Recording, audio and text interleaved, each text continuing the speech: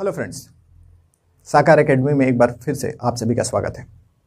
दोस्तों, आज हम पेपर 7 के अंतर्गत यूनिट 1 सामाजिक विधान से संबंधित विषय का अध्ययन करेंगे। सामाजिक विधान ऐसे कानून हैं जो कि बेहतर समाज की स्थापना के लिए सामाजिक बदलाव लाने के उद्देश्य से बनाए जाते हैं। ऐसे ही कानूनों में एक महत्वपूर्ण कानून है छत्तीसगढ़ टोन्ही प्रताड़ना निवारण अधिनियम 2005। देखिए, छत्तीसगढ़ जो है भारत में एक उभरता हुआ राज्य है। छत्तीसगढ़ राज्य में कृषक समुदाय और जनजातीय समुदाय की पर्याप्त संख्या देखने को मिली है और छत्तीसगढ़ राज्य में सामाजिक पिछड़ेपन की वजह से एक बहुत ही बुरी कुप्रथा टोन्ही प्रथा के बारे में हम अक्सर ही सुनते रहते हैं। हम अक्सर न्यूज़पेपर्स में देखते हैं टोन्ही का आरोप लगा करके बहुत सारे लोगों को, विशेष रूप से महिलाओं को प्रताड़ित किया जाता है।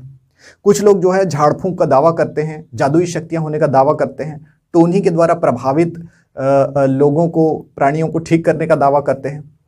और इस प्रक्रिया में एक ऐसा भंवर जाल तैयार होता है जिसमें समाज के सबसे वंचित वर्ग, सबसे कमजोर वर्ग, जो गांव की अकेली महिलाएं हैं, जिनके परिवार जो है वो उनके साथ नहीं है, या फिर गांव में बहुत ही निम्न तबके की जो महिलाएं हैं, उनके ऊपर अक्सर ही टोन्ही होने का आरोप लगा दिया जाता है।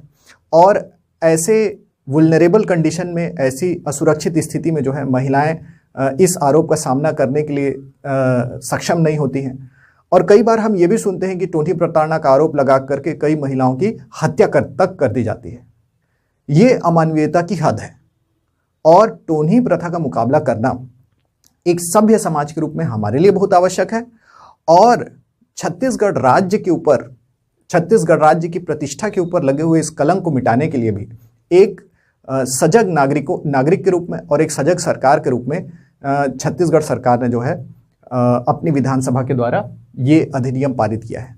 तो ये एक जवाब है एक सामाजिक कलंक को दूर करने के लिए और समाज में एक सकारात्मक बदलाव लाने के लिए बनाया गया ये एक सामाजिक विधान है, छत्तीसगढ़ टोन्ही प्रताड़ना निवारण अधिनियम 2005। दोस्तों, इस कानून के अंतर्गत जो प्रावधान है उसका अध्ययन करने से पहले हम लोग कुछ डेफिनेशन से होकर के गुजरेंगे, कुछ बेसिक चीज़ों के बारे में जानेंगे कि आप टोन्ही अगर कहते हैं तो आप टोन्ही किसको कहेंगे, या आप ओझा या जादूगर कहते हैं तो आप किसको ये कहेंगे।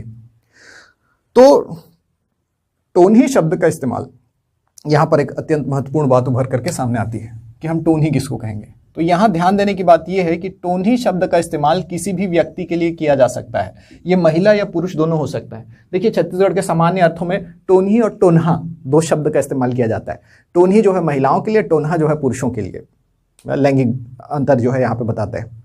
लेकिन ध्यान रखने की बात है, अगर इस अधिनियम में, छत्तीसगढ़ टोन्ही प्रताड़ना निवारण अधिनियम 2005 के अंतर्गत अगर हम टोन्ही शब्द का इस्तेमाल कर रहे हैं तो ऐसा व्यक्ति, चाहे वो महिला हो चाहे पुरुष, दोनों को टोन्ही कहा जा सकता है, जो इस नाम से जाना जाए या टोन्हा या डायन के नाम से भी जाना जा सकता है।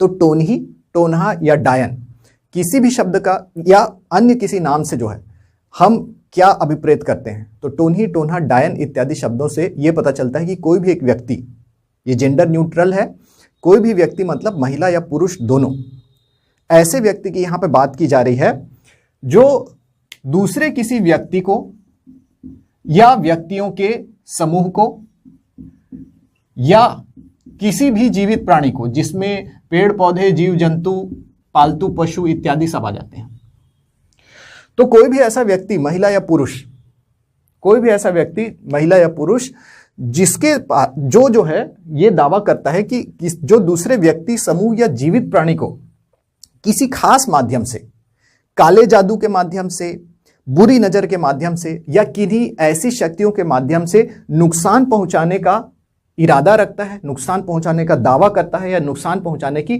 ताकत रखने का दावा करता है, तो जीवित प्राणी को किस माध्यम से, काला जादू, बुरी नजर या अन्य किसी भी शब्द का यहां पर इस्तेमाल कीजिए इत्यादि। ये आदि यहां पे बड़ा महत्वपूर्ण हो जाता है। देखिए, तो टोन्ही मतलब टोन्ही, टोन्हा, डायन, कोई भी शब्द का यहां इस्तेमाल कर लीजिए। टोन्ही का मतलब है ऐसा व्यक्ति, महिला या पुरुष, जो दूसरे व्यक्तियों के समूह या किसी भी जीवित प्राणी, पेड़ पौधे या जीव जंतु, इनको काला जादू, बुरी नजर या कोई भी शब्द का इस्तेमाल कर लें, किसी भी अतिलौकिक या पारलौकिक शक्ति के माध्यम से नुकसान पहुंचाने की क्षमता रखता है, नुकसान पहुंचाने का इरादा रखता है, या नुकसान पहुंचाने की ताकत रखने का दावा करता है। ठीक है, अगर किसी व्यक्ति को नुकसान पहुंचाता है या नुकसान पहुंचाने का इरादा रखता है या नुकसान पहुंचाने की ताकत दिखाता है या नुकसान पहुंचाने की ताकत होने का दावा करता है, ऐसे व्यक्ति को हम टोन्ही या टोन्हा या डायन शब्द से इस कानून में जो है संबोधित किया गया है। तो ऐसा व्यक्ति जो स्वयं से या किसी अन्य व्यक्ति के आरोप से, ऐसा व्यक्ति जिसे दूसरे व्यक्ति समूह या जीवित प्राणी को काला जादू या बुरी नजर इत्यादि किसी भी जनजातीय शब्द का भी यहां पर इस्तेमाल कर सकते हैं, तो किसी भी तरीके से नुकसान पहुंचाने की ताकत रखने का दावा किसी व्यक्ति के द्वारा किया जाता है, तो ऐसे व्यक्ति को टोन्ही कहा जाएगा। यहां ध्यान देने की बात यह है कि कोई व्यक्ति खुल करके आके बोलता है कि मेरे पास ये ताकत है, जैसे मैं ये कहूंगा कि मैं जो है आपके रातों की नींद उड़ा सकता हूं, मैं जो है आपके पेट में दर्द पैदा कर सकता हूं। तो यहां पे मैं जो है एक विचित्र पारलौकिक शक्ति के होने का दावा कर रहा हूं कि मेरे पास बहुत ताकत है। उस ताकत से मैं किसी भी व्यक्ति को, मान लीजिए आपको, मैं नुकसान पहुंचा सकता हूं, आपके पेट में दर्द पैदा कर सकता हूं, आपको बार बार टॉयलेट के चक्कर लगवा सकता हूं। ऐसा अगर मैं दावा कर रहा हूं तो मैं ऐसा व्यक्ति हूं जिसके पास आप दूसरे व्यक्ति हैं। दूसरे व्यक्ति को काले जादू या बुरी नजर किसी भी तरीके से नुकसान पहुंचाने का, यानी कि पेट दर्द पैदा करने का मैं दावा करता हूं, तो इसका मतलब मैं टोन्ही हो गया या टोन्हा हो गया या डायन हो गया। तो टोन्ही, टोन्हा या डायन शब्दों से यह अभिप्रेत है कि ऐसा व्यक्ति जो दूसरे व्यक्तियों को, दूसरे समूह को, जीवित प्राणियों को किसी भी माध्यम से, जो कि सामान्य तार्किक तरीके से परिभाषित नहीं किया जा सकता है, पारलौकिक माध्यम है, काला जादू, बुरी नजर, टोन देना जिसको बोलते हैं, इस माध्यम से अगर नुकसान पहुंचाता है या नुकसान पहुंचाने की ताकत रखने का दावा करता है, ऐसे व्यक्ति को टोन्ही कहा गया। तो देखिए, मैं अगर ये दावा करता हूं तो मेरे लिए इस शब्द का इस्तेमाल किया जाएगा। अगर कोई व्यक्ति किसी महिला के लिए या किसी पुरुष के लिए उसके अंदर ऐसी ताकत होने का दावा करता है, या मान लीजिए कि मैं ये कहता हूं कि फला महिला जो है उसके अंदर ये पावर है कि वो जो है किसी भी अन्य व्यक्ति का तबीयत खराब कर सकती है, या किसी पेड़ को जला के नष्ट कर सकती है, या फिर किसी जानवर को जो है वो मार सकती है, तो ऐसे अगर हम किसी अन्य व्यक्ति के ऊपर आरोप लगाते हैं तो उस व्यक्ति के लिए टोन्ही शब्द का इस्तेमाल किया जाएगा। लेकिन जो आरोप लगा रहा है वो यहां पर असली गुनहगार है। जो आरोप लगाने वाला व्यक्ति है उसके लिए इस जो आपका अधिनियम है उसमें सजा का प्रावधान किया गया है। दूसरे तरफ दूसरी पार्टी को हम बुलाते हैं ओझा। तो टोन्ही का सामना करने वाला व्यक्ति है ओझा। तो ओझा भी एक व्यक्ति है। ओझा, तांत्रिक, बाबा, इन सब शब्दों का यहां पे इस्तेमाल किया गया है।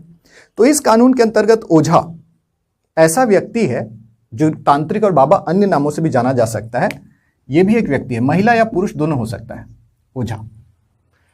ऐसा व्यक्ति माना गया है इस कानून के अंतर्गत जो कि किसी खास तरीके से, कैसे तरीकों से, झाड़ फूंक या टोना टोटका या तंत्र मंत्र इत्यादि के तरीकों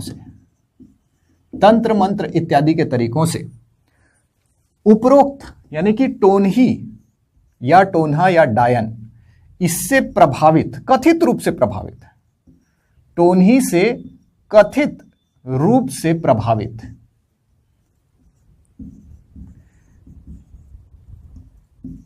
टोन्ही से कथित रूप से प्रभावित या स्वयं टोन्ही को या डायन को या टोन्हा को, जो भी कहा जा रहा है, इसको ठीक करने का दावा कर सकता है। इसका इलाज करने की बात करता है, इसको ठीक करने की बात करता है, या इसको नियंत्रित करने की जो बात करता है, ऐसे व्यक्ति को जो है ओझा कहा जाएगा। तो ओझा ऐसा व्यक्ति है जो दावा कर रहा है। मान लीजिए मेरे ऊपर यह आरोप लगाया जाता है कि मैंने आपके ऊपर तंत्र मंत्र काला जादू किया और आपका जो है पेट दर्द करा दिया। अब कोई तीसरा व्यक्ति आता है, मान लीजिए मिस्टर एक्स, और मिस्टर एक्स ये कहता है कि मैंने आपके ऊपर जादू किया है। तो मिस्टर एक्स जो है वो झाड़ फूंक के माध्यम से मुझसे प्रभावित यानी कि टोन्ही से प्रभावित किसी भी व्यक्ति को यानी कि आपको आपका इलाज कर सकता है। ऐसा दावा अगर वो करता है तो उसको हम लोग ओझा कहेंगे। यानी एक व्यक्ति ने दूसरे को प्रभावित किया और दूसरा व्यक्ति उसको ठीक करने पहुंच गया। हम लोग सामान्य रूप से अपने गांव में इस तरह की बहुत सारी घटनाएं देखते हैं। कई लोग आरोप लगाते हैं कि फला महिला जो है वो टोन्ही है, उसने बुरी नजर लगा दी है और उसकी बुरी नजर की वजह से हमारे घर का बच्चा बीमार पड़ गया है, उसको बुखार आ गया है। देखिए बुखार तो सामान्य रूप से इन्फेक्शन की वजह से होता है, ये बात हम जानते हैं, लेकिन उस परिवार के लोग इस चीज को मानने के लिए तैयार है। उनका कहना है कि फला महिला टोन्ही है, टोन्ही के एक बुरी नजर की वजह से बच्चा बीमार पड़ा है। अब वो किसी अन्य व्यक्ति के पास जाते हैं जिसको वो ओझा या तांत्रिक बुलाते हैं। ओझा ऐसा व्यक्ति है जो ये दावा करता है कि टोन्ही की बुरी नजर से आपका बच्चा बीमार हुआ है, मैं आपके बच्चे को ठीक कर दूंगा। और वो जो है ऐसा व्यक्ति झाड़ फूंक टोना टोटका करता है, ताबीज वगैरह पहनाता है, हवन वगैरह करता है, बलि देता है, बहुत तरह की गतिविधियां होती है जिनका कि कोई तार्किक आधार नहीं है, मन मर्जी से। और कथित रूप से टोन्ही प्रभावित व्यक्ति को वो प्रभावित व्यक्ति का वो इलाज कर सकता है, उनको ठीक कर सकता है। मान लीजिए बच्चे का बुखार संयोग से स्वयं उतर गया तो वो दावा करेगा कि उसके इलाज की वजह से टोन्ही का प्रभाव उतरा है।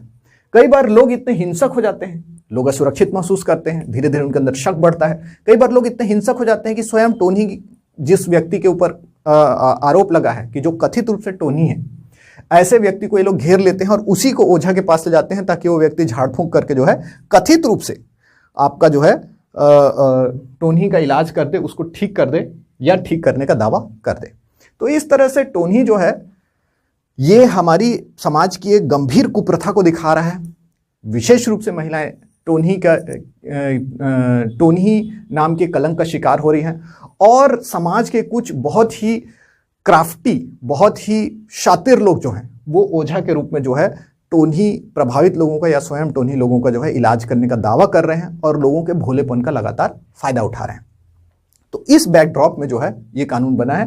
कानून का जो हमारा डेफिनेशंस वाला सेक्शन है इसमें जो है आपका टोन्ही और ओझा के बारे में बताया गया। इसके अलावा आइडेंटिफायर या चिन्हित करने वाले व्यक्ति का भी जिक्र है।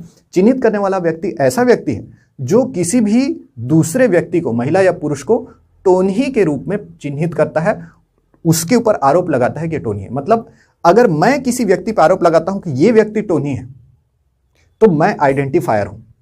और इस अधिनियम ने विशेष रूप से ऐसे व्यक्तियों की पहचान की है जो टोन्ही को टोन्ही कह करके प्रताड़ित करते हैं और उनके लिए विशेष रूप से इसमें सजा का प्रावधान है। और टोन्ही के नाम से प्रताड़ित होने वाली महिलाओं को विशेष रूप से और अन्य लोगों को इसमें सुरक्षा प्रदान की गई है। और ओझा जैसे लोग जो कि दूसरे लोगों के भोलेपन का फायदा उठा करके टोना टोटका इत्यादि के अंधविश्वास को बढ़ावा देते हैं, ऐसे लोगों को भी सजा देने का प्रावधान इस कानून में किया गया है ताकि हमारे समाज में जो ये प्रचलित बुराई है, टोन्ही, तंत्र मंत्र, झाड़ फूंक, ओझा इत्यादि जो कॉन्सेप्ट चल रहे हैं, इनकी वजह से हमारे समाज में जो बुराइयां पैदा हो रही हैं, जो हमारे समाज में अतार्किक असुरक्षाएं, अंधविश्वास जो बढ़ रहे हैं, उसको रोकने का यहाँ पे प्रावधान किया गया है। तो चलिए देखते हैं क्या क्या प्रावधान जो है इस कानून के अंतर्गत किए गए हैं। तो सेक्शन 1 जो है शॉर्ट टाइटल कमेंसमेंट इत्यादि आता है। सेक्शन 2 में आपका डेफिनेशंस हैं। सेक्शन 3 से जो है ये आपका सजाओं का प्रावधान जो है वो शुरू होता है। तो सेक्शन 4 जो है धारा 4 टोन्ही प्रताड़ना निवारण अधिनियम सेक्शन 4 या धारा 4 जो है ये स्टैब्लिश करता है कि किसी भी व्यक्ति को या विशेष रूप से महिला को टोन्ही के रूप में चिन्हित करने वाले व्यक्ति को, तो कोई भी व्यक्ति जो किसी अन्य व्यक्ति को टोन्ही के रूप में चिन्हित करेगा, तो व्यक्ति जिसको आइडेंटिफायर या पहचान करने वाला व्यक्ति कहा गया है, ऐसा व्यक्ति जो किसी को टोन्ही के रूप में चिन्हित करेगा या जिसके बारे में प्रचार करेगा। तो धारा 4 ये कहती है कि कोई भी व्यक्ति जो दूसरे व्यक्ति को टोन्ही के रूप में चिन्हित करेगा, जो दूसरे व्यक्ति को टोन्ही के रूप में चिन्हित करेगा, उसके बारे में अफवाह फैलाएगा जिससे कि दूसरे लोग भी डरें और जिसका परिणाम टोन्ही के रूप में चिन्हित व्यक्ति के शारीरिक और मानसिक नुकसान के रूप में हमको दिखाई देता है। तो इस प्रक्रिया की शुरुआत करने वाले व्यक्ति को जो है सेक्शन 4 में सजा देने का प्रावधान है, जिसके लिए 3 वर्ष तक की सजा और जुर्माने का प्रावधान है। 3 वर्ष तक की सजा और जुर्माने का प्रावधान है। तो देखिए, सेक्शन 4 इस समस्या की शुरुआत में जाता है। गांव में कुछ लोग हैं, किसी एक महिला जो है उसके साथ इन लोग का विवाद है। इनमें से किसी एक व्यक्ति ने क्या बोला, वो महिला टोन्ही है। तो सेक्शन 4 ये कहता है ऐसा व्यक्ति जो किसी दूसरे व्यक्ति को टोन्ही के रूप में चिन्हित करेगा, ऐसा व्यक्ति जो दूसरे के बारे में यह प्रचार करेगा कि वो टोन्ही है, ऐसे व्यक्ति को 3 वर्ष तक की सजा और जो है जुर्माना दिया जा सकता है। ये कारावास सश्रम कारावास होगा, रिगरस इंप्रिजनमेंट का यहां पे प्रावधान है। यानी समस्या जहां से शुरू होती है कि एक व्यक्ति अपना स्वार्थ साधने के लिए दूसरे व्यक्ति को टोन्ही घोषित करके उसका मान मर्दन करता है, उसको नीचे गिराता है, वहीं पर वो व्यक्ति पहला अपराध करता है और इस अधिनियम के धारा 4 के अंतर्गत उस व्यक्ति को 3 साल तक की सजा देगी, जो दूसरे को टोन्ही के रूप में दुष्प्रचारित करता है, दूसरे को टोन्ही बता करके उसको परेशान करने की शुरुआत करता है। अब समस्या आगे बढ़ती है। धारा 5 जो है, धारा 5 आगे बढ़ता है कि कोई भी व्यक्ति जिसको कि टोन्ही के रूप में घोषित किया गया है, उसको अगर प्रताड़ित किया जाएगा, शारीरिक मानसिक रूप से प्रताड़ना दी जाएगी, तो ऐसा व्यक्ति जो कि टोन्ही के रूप में चिन्हित व्यक्ति को, टोन्ही के रूप में चिन्हित व्यक्ति को शारीरिक या मानसिक प्रताड़ना, शारीरिक या मानसिक प्रताड़ना करेगा, उसको 5 वर्ष तक की सजा का प्रावधान है प्लस जुर्माना।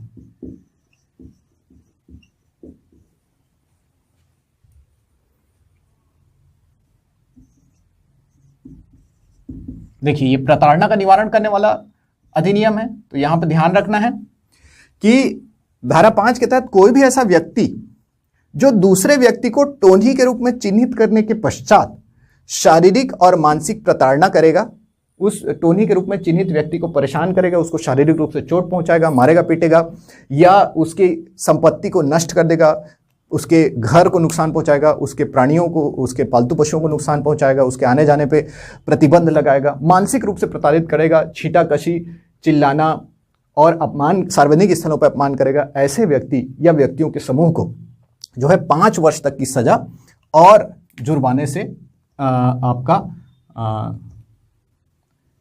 सजा दी जा सकती है। तो 5 वर्ष तक की सजा और जुर्माने का प्रावधान इनके लिए किया गया है। ध्यान देने की बात यह है कि एक व्यक्ति के दिमाग की उपज रहती है, वो दूसरे को टोन्ही बोल देता है। फिर क्या होता है कि ढेर सारे लोग इस प्रक्रिया में इकट्ठा हो जाते हैं। ये सब असुरक्षित, डरे हुए किस्म के लोग हैं। जिस व्यक्ति को विशेष रूप से अक्सर अकेली महिलाओं को टोन्ही घोषित कर दिया जाता है, जिनके परिवार की मृत्यु हो चुकी है या जिनका परिवार साथ में नहीं, अक्सर अकेली महिलाओं को टोन्ही घोषित करने के बाद ढेर सारे लोग उस महिला को प्रताड़ित करना शुरू करते हैं, सार्वजनिक जगहों पे उसे अलग कर देते हैं, अपमान का सामना करना पड़ता है, घर, परिवार, पशुओं को नुकसान पहुंचाया जाता है, और ऐसे में हो सकता है कि उस अकेली महिला का जीना दूभर हो जाए।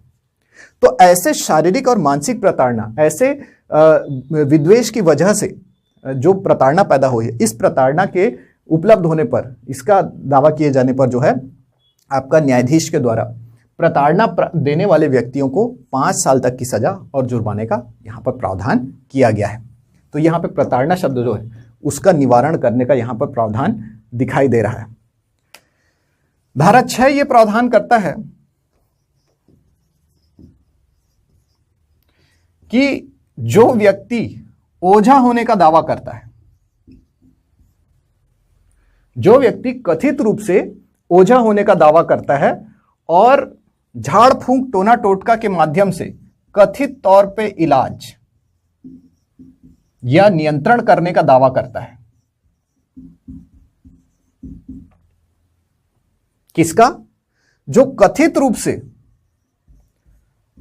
टोन्ही के कथित रूप से दुष्प्रभाव, जैसे कि बुरी नजर,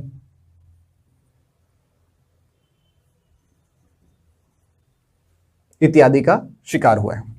तो देखिए, धारा 6 सेक्शन 6 ये एस्टैब्लिश करता है कि कोई व्यक्ति जो ओझा होने का दावा करता है, अगर वो कथित तौर पे अपना इलाज या नियंत्रण या ठीक करने का प्रयास करता है, जिसमें वो झाड़ फूंक, टोना टोटका इत्यादि का इस्तेमाल करते हुए कथित टोन्ही के कथित दुष्प्रभावों का इलाज करता है, तो ऐसी प्रक्रिया को परफॉर्म करने के आधार पर इस ओझा को जो है आपका 5 वर्ष तक की सजा या जुर्माना किया जा सकता है। 5 वर्ष तक की सजा और जुर्माने का प्रावधान है। तो बहुत सारे ओझा होते हैं, वो दावा करते हैं कि हम टोन्ही का इलाज कर देंगे, और जिन महिलाओं के ऊपर टोन्ही होने का आरोप लगा रहता है उन्हीं को इलाज के लिए आते हैं, उनको मारते पीटते हैं, झाड़ फूंक के नाम पर उनके ऊपर अत्याचार करते हैं। तो ऐसा व्यक्ति जो ओझा होने का दावा करता है और टोन्ही या टोन्ही प्रभावित व्यक्ति के कथित रूप से टोन्ही के या कथित रूप से टोन्ही प्रभावित व्यक्ति या जीवित प्राणी के कथित इलाज और नियंत्रण का कार्य झाड़ फूंक और टोना टोटका के माध्यम से करता है, तो इस प्रक्रिया को परफॉर्म करने के आधार पर ही उस व्यक्ति को यानी कि ओझा को जो है 5 वर्ष तक की सजा दी जा सकती है और जो है रिग्रेस इम्प्रिजनमेंट, सश्रम कारावास दिया जाएगा। तो देखिए, ओझा जो है यहां पर कथित रूप से टोन्ही या टोन्ही के कथित दुष्प्रभावों को दूर करने के लिए, जो व्यक्ति टोन्ही प्रभावित है उसको दूर करने के लिए झाड़ फूंक, टोना टोटका और रहस्यमय तरीकों से यहां पर कथित रूप से इलाज और नियंत्रण का कार्य कर रहा है। अक्सर इन प्रक्रियाओं में मारपीट करना सामान्य रूप से शामिल रहता है। इसमें धुआं करना, दम घोंटना और बहुत ही असुरक्षित और खूंखार प्रक्रियाएं शामिल होती हैं, जिनका कि कोई वैधानिक आधार नहीं है, जिनका कोई वैज्ञानिक आधार नहीं है, जिनका कोई नैतिक या सामाजिक आधार नहीं है। तो ऐसी प्रक्रियाओं को परफॉर्म करने की वजह से इनको जो है शुरुआत में ही रोकना बहुत जरूरी है। इसलिए ओझा होने का दावा करने वाले, बाबा, तांत्रिक इत्यादि का दावा करने वाले व्यक्ति को जो है 5 वर्ष तक की सजा और जुर्माना करने का प्रावधान है, अगर वो कथित तौर पर टोन्ही के कथित दुष्प्रभावों का कथित रूप से इलाज करते हैं। यहां पर चीजें सिर्फ अलेज्ड है, सिर्फ दावा किया जा रहा है, कुछ भी सही में नहीं हो रहा है और लोग जो है उसको सही मान लेते हैं। तो धारा 6 जो है इस तरह के दिखावटी व्यक्तियों को नियंत्रित करने का यहां पर प्रावधान करता है। तो इस तरह से ओझा और ओझा होने का दावा करने वाले व्यक्ति जो हैं ये बहुत ही डेंजरस हैं। अब जो है स्थिति को थोड़ा पलट देते हैं। जो व्यक्ति टोन्ही है, जिसके ऊपर टोन्ही होने का आरोप लगा है, वो विक्टिम है यहाँ पे, और बाकी जो है परपेट्रेटर हैं, बाकी जो है उसको नुकसान पहुंचा रहे हैं। अगर हम उलट दें, कोई व्यक्ति स्वयं उभर करके आए, महिला या पुरुष, और बोले मैं टोन्ही हूं, फिर क्या? मान लीजिए मैं दावा करता हूं कि मैं टोन्ही हूं और मैं ये कहता हूं कि मेरे पास जादुई शक्तियां हैं, बुरी नजर, और इन जादुई शक्तियों के दम पे मैं आपके शरीर में तकलीफ उत्पन्न कर सकता हूं, और ऐसा करके मैं लोगों को डराता हूं, लोगों को डरा करके मैं लोगों की संपत्ति पे कब्जा करता हूं, लोगों को डरा करके मैं अपने पक्ष में वोट देने के लिए प्रेरित करता हूं, लोगों को डरा करके मैं जो है अपने फायदे के लिए काम करना शुरू करता हूं। तो इससे क्या होगा? इससे भी समाज पे बुरा असर पड़ेगा। तो धारा 7 ये कहता है कि कोई व्यक्ति अगर टोन्ही होने का दावा करे, कोई व्यक्ति अगर टोन्ही होने का दावा करे और इस दावे के परिणाम स्वरूप आपका समाज में भय का माहौल बने, समाज में भय का प्रचार हो, शांति भंग की स्थिति पैदा हो, या किसी भी व्यक्ति को शारीरिक या मानसिक तौर पे जो है नुकसान का सामना करना पड़े,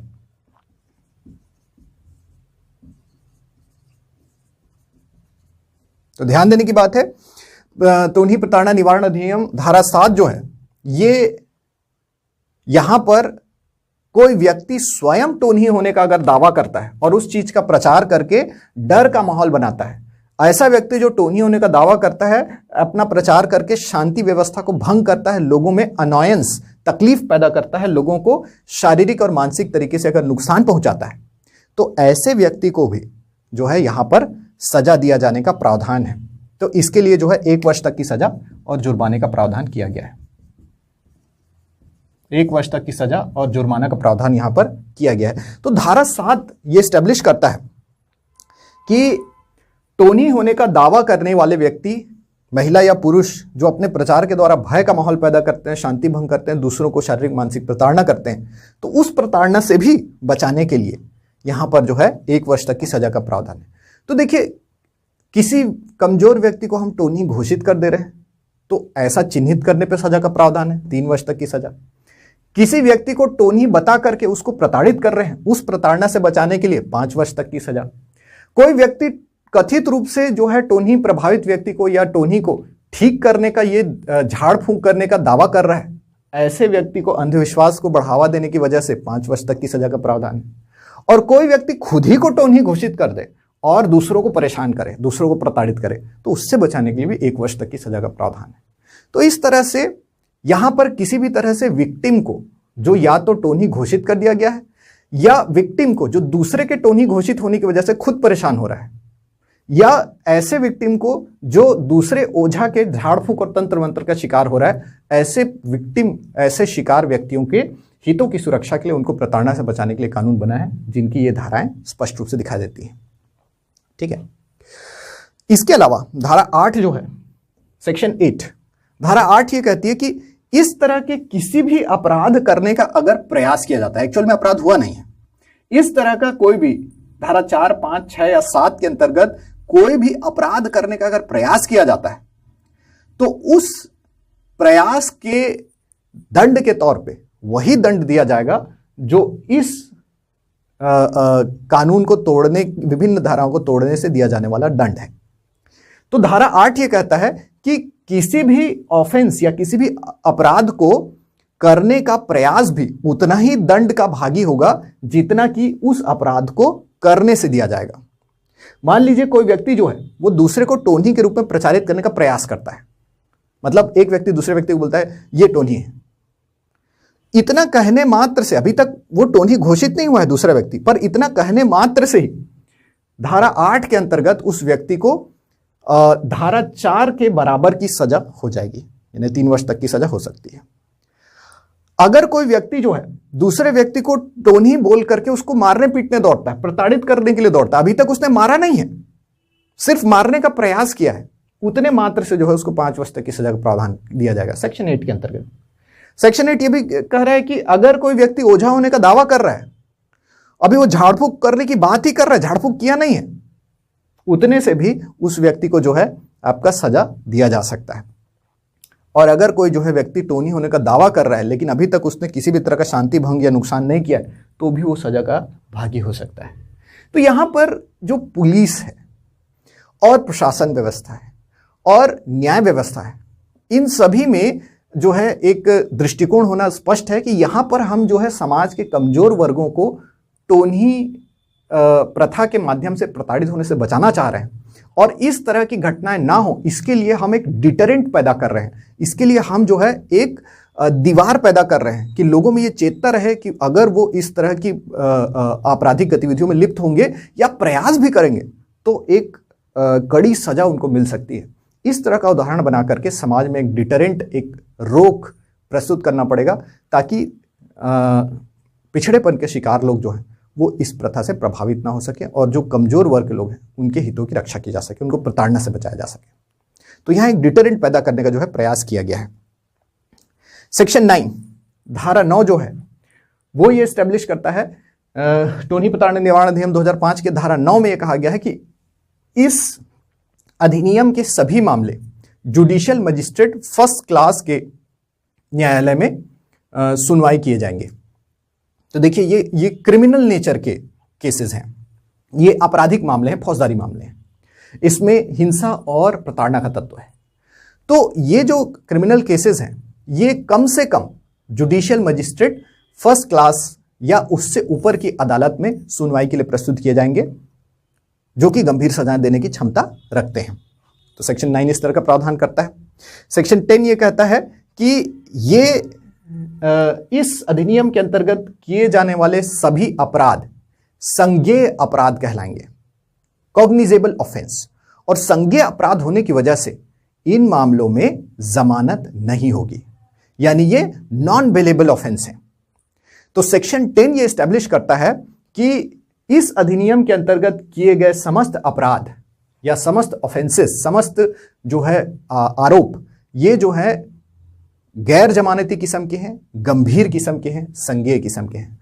दोस्तों, संज्ञेय अपराध या कॉग्निजेबल ऑफेंस उन अपराधों को कहा जाता है जिसमें दूसरों को प्रताड़ित करने की बात होती है, जो कि बहुत गंभीर अपराध माने जाते हैं। इन अपराधों में यह भी माना जाता है कि जिसके ऊपर अपराध का आरोप लगाया गया है वो व्यक्ति अगर पुलिस की हिरासत में ना रहे तो वो पीड़ित या गवाह या उनसे संबंधित लोगों को नुकसान पहुंचा सकता है, और इसलिए ऐसे व्यक्ति का हिरासत में रहना बहुत ही जरूरी है। तो आपका टोनी प्रताड़ना निवारण अधिनियम के अंतर्गत हम देख रहे हैं कि कोई व्यक्ति टोनी के रूप में चिन्हित करे, प्रताड़ित करे या ओझा के रूप में काम करे या टोनी होने का दावा करे, ऐसे व्यक्तियों का समाज में होना खतरनाक साबित हो सकता है। पीड़ित व्यक्ति को इससे और प्रताड़ना मिल सकती है। तो ऐसे में आपका ये एक नॉन बेलेबल ऑफेंस है, संज्ञेय अपराध है। सेक्शन 10 जो है, धारा 10, वो स्थापित करता है कि एक संज्ञेय अपराध है, गैर जमानती अपराध है, और इसके लिए जो है किसी भी तरह के जमानत या बेल का जो है प्रावधान नहीं किया जाएगा, पर्सनल श्योरिटी पे भी नहीं छोड़ा जाएगा। सेक्शन 11 जो है ये एस्टैब्लिश करता है कि किसी भी तरह का प्रोबेशन या किसी भी तरह से आपका जो है श्योरिटी के आधार पर न्यायाधीश किसी भी आरोपी व्यक्ति को रिहा नहीं करेगा।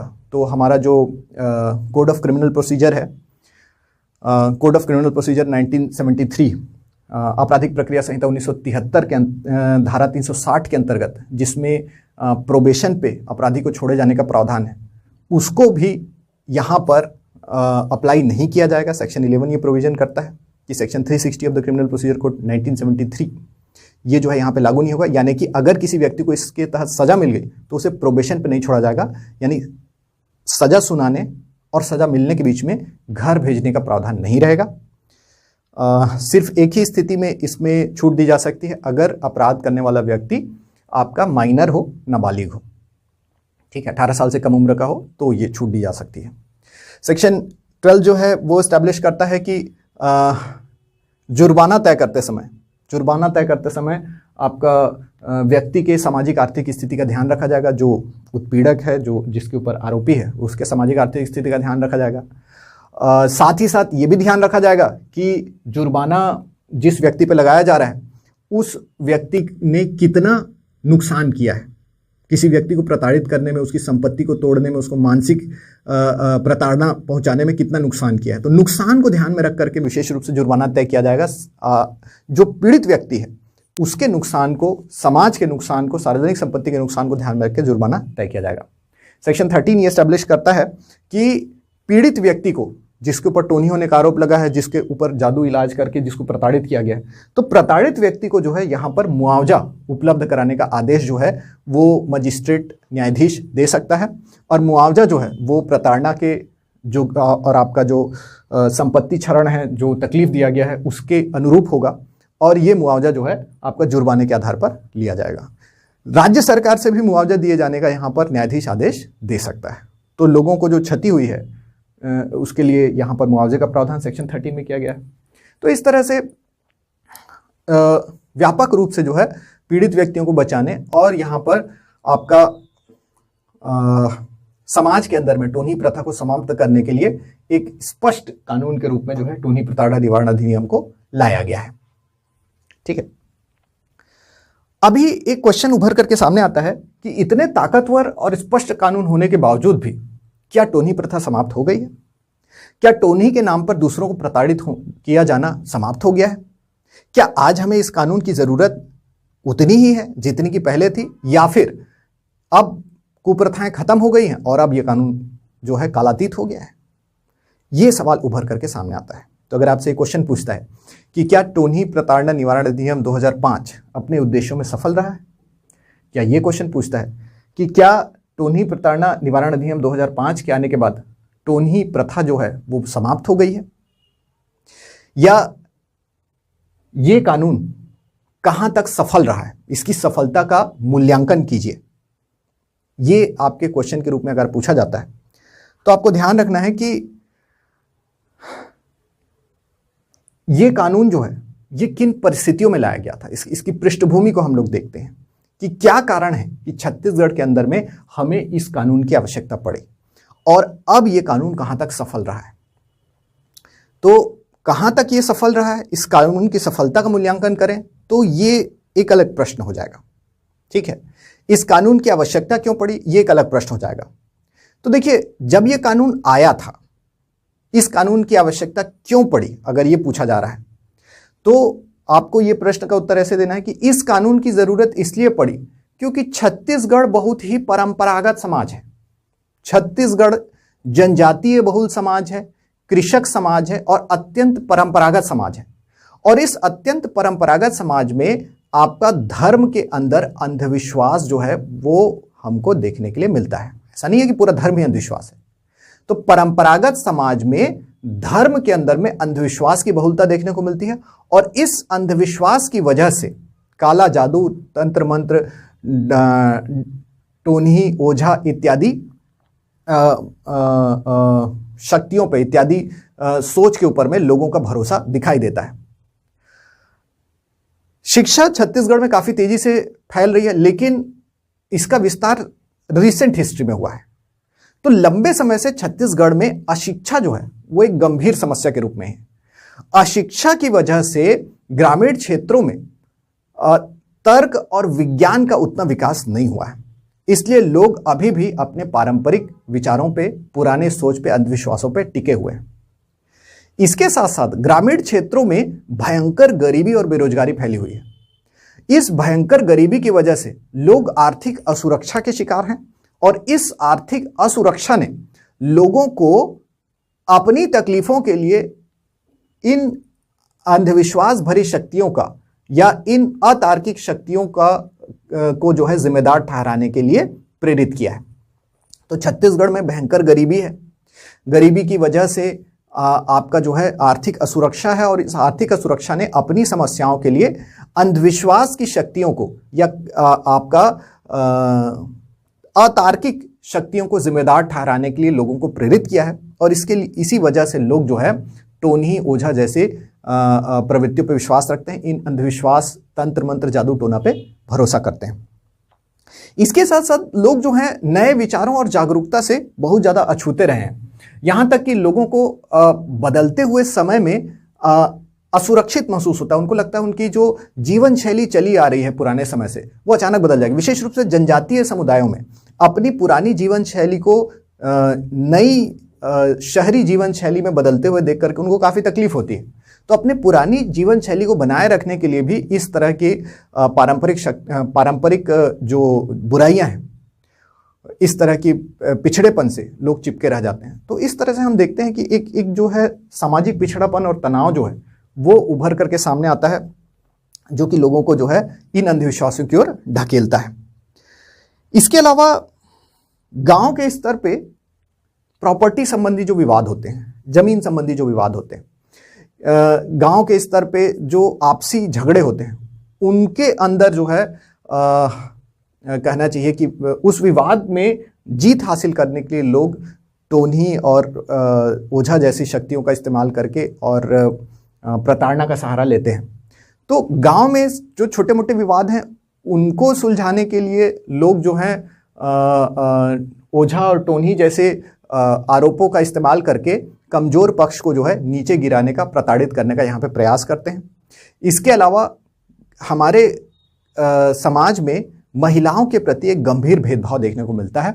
महिला सशक्तिकरण पर्याप्त नहीं हो पाया है। तो महिलाओं के प्रति ये जो गंभीर भेदभाव है, इसकी वजह से विशेष रूप से जो कमजोर महिलाएं हैं वो इस टोनही प्रथा का शिकार होती हैं। उन महिलाओं के चाल चलन के ऊपर सवाल उठाया जाता है और उन महिलाओं को जो है आपका टोनही के रूप में प्रताड़ित किया जाता है। तो महिलाओं के प्रति पूर्वाग्रह, महिलाओं की कमजोर स्थिति, ये जो है टोनही प्रथा के द्वारा महिलाओं को प्रताड़ित करने का एक कारण बनता है और ये प्रथा महिलाओं को कमजोर स्थिति में पहुंचा देती है। तो देखिए, असली समस्या समाज की है। हम सब डरे हुए हैं और हम सब जो है अपनी पारंपरिकता और अंधविश्वासों से कहीं ना कहीं जुड़े हुए हैं। लेकिन महिलाएं जो कि कमजोर हैं, वो जो है इस कुप्रथा का विशेष रूप से इसलिए शिकार हो रही है, उन्हीं को टोनी के रूप में यहां पर प्रताड़ित किया जा रहा है, क्योंकि महिलाएं जो हैं इसका मुकाबला करने के लिए पर्याप्त रूप से सक्षम नहीं है। सामाजिक और आर्थिक दोनों ही दृष्टियों से महिलाएं जो हैं कमजोर हैं। तो महिलाओं की कमजोरी जो है वो इस प्रथा के उभरने की वजह है, और ये प्रथा महिलाओं को कमजोर बनाने की एक साजिश भी है। तो ये एक रीइंफोर्सिंग सर्कल है, एक विशियस सर्कल है, एक दुष्चक्र है। टोनी प्रथा की वजह से महिलाएं कमजोर हैं और महिलाएं कमजोर होने की वजह से उन्हें टोनी प्रथा का शिकार होना पड़ रहा है, और ये साइकिल चलता ही चला जाता है। तो इस तरह से हम देखते हैं कि छत्तीसगढ़ में आपका टोनी प्रथा का जो उद्भव है या टोनी प्रथा का जो विस्तार है वो हमको इसलिए देखने को मिलता है क्योंकि हमारे समाज की अपनी समस्या है। तो ये कानून लाते ही ये समस्या गायब हो जानी चाहिए थी, पर ऐसा नहीं हुआ है। तो प्रीवियस क्वेश्चन पे चलते हैं। प्रीवियस क्वेश्चन ये है कि क्या टोनी प्रताड़ना निवारण अधिनियम 2005 के लागू होते ही टोनी प्रथा समाप्त हो गई है? क्या महिला सशक्तिकरण हासिल हो गया है? या ये कानून कहां तक सफल रहा है? छत्तीसगढ़ में किस तरह के बदलाव लाने में सफल रहा है? इस कानून का मूल्यांकन करें। तो देखिए, कानून जो हैं वो उस समाज की जागरूकता पर निर्भर करते हैं जिस समाज के लिए इनको बनाया जाता है और जिस समाज में इनको लागू किया जाता है। देखिए, हमारे द्वारा चुने गए प्रतिनिधि हमारे लिए कानून बनाते हैं। वो कानून तभी प्रभावी होंगे जब हम अपने प्रतिनिधियों को क्लियर मैंडेट दें कि हमें ये कानून चाहिए, और वो हमारे लिए वो कानून बना के दें और हमारी सरकार उसको लागू करे और हम उसको स्वीकार करें। सामाजिक विधान इतने सीधे नहीं होते। सामाजिक विधान अक्सर प्रगतिशील लोगों के द्वारा तैयार किए जाते हैं और हमारा जो सरकार है वो उसको हम पे लागू करती है, और कई बार हमको अपना व्यवहार इसके लिए बदलना पड़ता है। तो ध्यान देने की बात यह है कि अगर आपसे इस कानून की सफलता के बारे में प्रश्न पूछा गया है, अगर आपसे ये पूछा गया है कि क्या छत्तीसगढ़ में महिलाओं की प्रताड़ना समाप्त हो गई है, क्या टोनी प्रथा खत्म हो गई है, तो टोनी प्रताड़ना निवारण अधिनियम 2005 जैसे स्पष्ट और शानदार कानून होने के बावजूद आज भी छत्तीसगढ़ में टोनी प्रथा विद्यमान है। आज भी छत्तीसगढ़ में सामाजिक पिछड़ापन और महिलाओं के साथ भेदभाव हो रहा है, अंधविश्वास जो है वो प्रचलित है। तो क्या यह कानून असफल रहा है? नहीं, यह कानून लोगों में जागरूकता लाने में सफल रहा है, जिसने यह स्पष्ट किया है कि अंधविश्वास और टोनी जैसी कुप्रथा वास्तव में महिलाओं के खिलाफ इस्तेमाल होने वाला एक हथियार है। वास्तव में पिछड़ेपन की, अंधविश्वास की ये निशानी है, और ये कानून जो है उस अंधविश्वास को नष्ट करने की ताकत रखता है, बशर्ते हम मिल करके इस कानून को प्रचारित करें, गांव-गांव तक पहुंचाएं, जनजातीय समुदाय तक पहुंचाएं, हर व्यक्ति तक पहुंचाएं, जहां पर इस कानून को लागू करके पीड़ित व्यक्तियों की सुरक्षा की जा सकती है। तो यह कानून इस हद तक सफल रहा है कि इसने टोनी प्रथा और इससे प्रताड़ित होने वाले व्यक्तियों को केंद्रीय स्थान दिया है। यह कानून यहां तक सफल रहा है कि इसने जो है ग्रामीण क्षेत्र और जनजातीय समुदाय में जो अशिक्षा, अंधविश्वास और पिछड़ापन बरकरार है उसको जो है चर्चा के मुद्दे के तौर पर सामने ला दिया है, और पुलिस और प्रशासन को इसका मुकाबला करने का जो है आपका प्रेरणा दिया है, उसके लिए साधन दिया है। अब पुलिस जो है इस कानून के दम पे, प्रशासन इस कानून के दम पे जो है पीड़ित लोगों की रक्षा कर सकता है। इसने जो है आपके समाज में संदेश दिया है कि पीड़ित लोगों को यहाँ पे डरने की जरूरत नहीं है। ये जो सामाजिक कानून है ये पीड़ित लोगों की सुरक्षा करेगा, और अगर एक व्यक्ति भी जागरूक है और इस कानून से संबंधित जानकारी आम आदमी को उपलब्ध कराता है, तो यहाँ पर विशेष रूप से पीड़ित महिलाएं जो हैं वो सशक्त महसूस कर सकती हैं, सरकार और पुलिस से अपनी सुरक्षा की मांग कर सकती हैं, और हमारे समाज में जो है न्यायपूर्ण माहौल की स्थापना हो सकती है। महिला सशक्तिकरण की दिशा में ये एक महत्वपूर्ण कदम है। अब अगला प्रश्न ये आता है कि इसका भविष्य क्या है। तो ध्यान देने की बात यह है, ये कानून अभी तक इसलिए पूरी तरह से सफल नहीं हुआ है क्योंकि छत्तीसगढ़ के समाज में अभी भी अशिक्षा, पिछड़ापन, अतार्किकता हम लोग को दिखाई दे रही है। आर्थिक असुरक्षा, संपत्ति के विवाद, महिला सशक्तिकरण के मुद्दे अभी भी बर्निंग टॉपिक्स हैं, ज्वलंत मुद्दे हैं। तो आगे का रास्ता क्या होगा? तो इस कानून को और प्रभावी बनाने के लिए सबसे पहले हमें प्रबुद्ध और प्रगतिशील लोगों का एक नेटवर्क तैयार करना पड़ेगा, जिससे कि हम इस अधिनियम का ज्यादा से ज्यादा दूरस्थ से दूरस्थ क्षेत्रों में प्रचार कर सकें। प्रचार सबसे पहला बिंदु है कि हमें प्रगतिशील व्यक्तियों का, प्रबुद्ध व्यक्तियों का जो है एक नेटवर्क तैयार करना है, एनजीओ, स्वयंसेवी संस्थाओं इत्यादि का नेटवर्क तैयार करना है, और छत्तीसगढ़ के कोने कोने में, दूरस्थ क्षेत्रों में, विशेष रूप से जनजातीय और कृषि समाजों में इसका जम के प्रचार करना है। गांव की दीवारों पर लिखवाना है, फ्लायर्स, पोस्टर्स लगाने हैं, पंचायतों की मीटिंग्स में इस बारे में चर्चा करानी है, और एनजीओ यहां पर बहुत ही निर्णायक भूमिका निभाते हैं। दूसरी तरफ हमें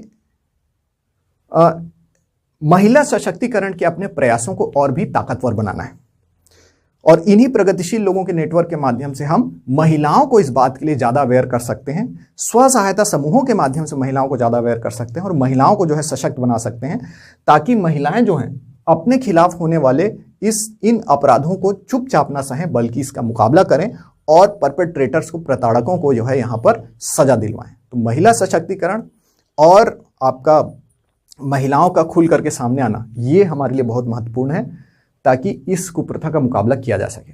जो तीसरा बिंदु है, हमें अपनी शिक्षा व्यवस्था का और भी गहरा प्रसार करना पड़ेगा, हमारी शिक्षा व्यवस्था को और भी प्रभावी बनाना पड़ेगा, ताकि अशिक्षा से उत्पन्न हुई इस समस्या को टेकल किया जा सके।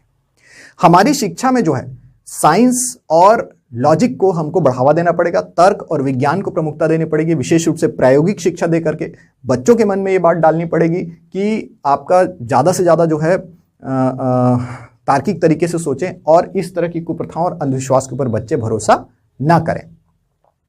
इसके अलावा फिल्मों के माध्यम से, डॉक्यूमेंट्रीज के माध्यम से हम जो है सोशल मीडिया प्लेटफॉर्म का इस्तेमाल करके हम छत्तीसगढ़ के गांव तक पहुंच सकते हैं और वहां के लोगों को ये भरोसा दिला सकते हैं कि अंधविश्वास जो है वो सही नहीं है, तर्क और विज्ञान जो है आगे समझ के रास्ते हैं, और हमें अध्यात्म से अंधविश्वास को अलग करके देखना होगा और इन प्रथाओं को जो है हमें समाप्त करना होगा।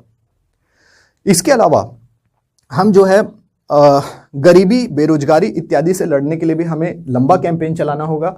अगर हम छत्तीसगढ़ के अंदर जो फैली हुई बहुत ही गंभीर गरीबी है उसका सामना कर लेते हैं, तो जाहिर सी बात है हम लोगों के जीवन स्तर को बेहतर बनाते हैं, तो लोगों के मन में आर्थिक असुरक्षा कम होगी, वो शिक्षा, सूचना और संचार, तर्क इत्यादि के ऊपर जल्दी भरोसा करेंगे, वो हमारे सोशल मीडिया और प्रचार के दायरे में आएंगे, वो सरकार और पुलिस से सहायता लेना जो है और उनका साथ देना, इसके लिए प्रयास करेंगे, इन कानूनों के प्रति अवेयर होंगे, और हमारे समाज में सकारात्मक बदलाव हमें दिखाई देगा। यही सकारात्मक बदलाव, टोन्ही प्रथा का अंत, टोन्ही जैसे शब्द का पूरी तरह से अंत, महिलाओं का पुरुषों के बराबर होना, समाज का एक कल्याणकारी स्वरूप होना, ये इन आदर्शों के साथ इस अधिनियम को स्थापित किया गया है। इसलिए एक महत्वपूर्ण सामाजिक विधान है और इसका कार्य अभी भी बाकी है। आशा है दोस्तों आपको ये वीडियो पसंद आया होगा। Thank you.